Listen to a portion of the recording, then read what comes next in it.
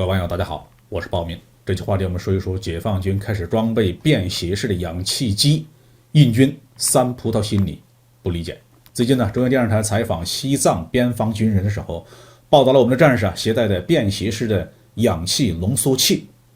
这个简单的装备呢，居然引发了印度媒体的热议。他们担心呢，这会让解放军在高海拔的地区呢，拥有对印军的体力优势。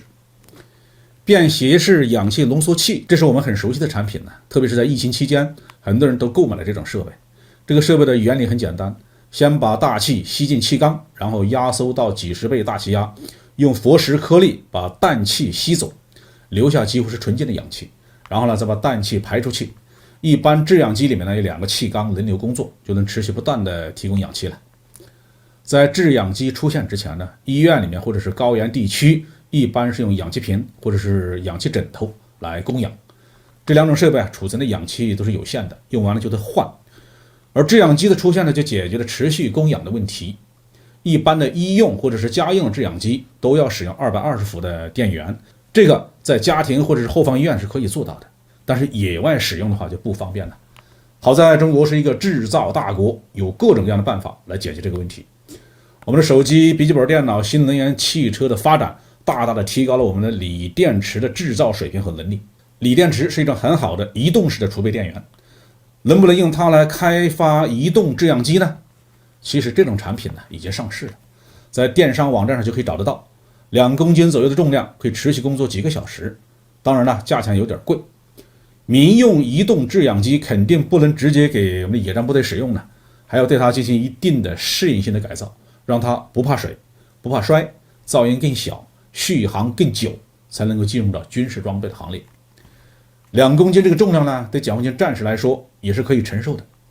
根据新闻报道我们的新兵在5000米海拔的山地徒步训练，要负重30公斤，持续行进1至2天的时间。这还是在没有吸氧的情况下，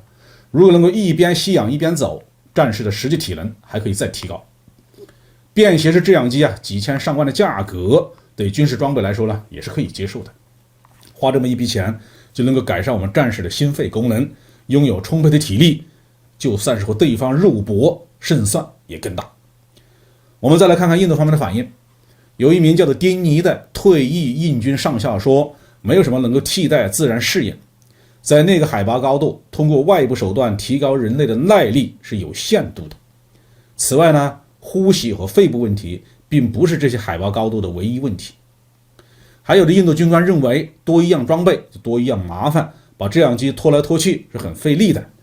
还会减少士兵的弹药携带量。他们说的也有一定的道理。不过也有一些印度军官比较客观。有一个叫做阿斯特哈纳的军官，他表示有了制氧机，从平原来的增援部队会更快的适应高海拔地区作战的需要。如果没有这种设备，人体可能要花4到5天的时间才能适应。另外，有印度军人怀疑便携式制氧机的电池续航不了多久，不可能像中国内地那样有充沛的电力来充电，那电池用完了怎么办呢？其实这是制造业强国和军火进口大国的显著的区别。中国为边防部队研制了大量的高机动性的车辆，可以在高原恶劣的环境中来去自如。战士们离开车辆徒步行军和作战时间其实不多，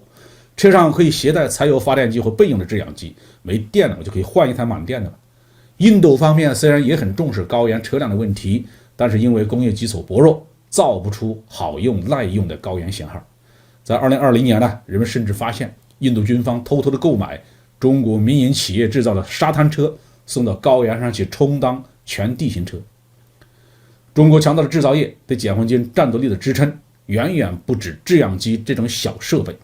在大型主战装备、信息化体系方面，我们的优势更大。不过制氧机这种单兵使用的小装备容易引发印军基层官兵的情绪波动，这也是人之常情嘛。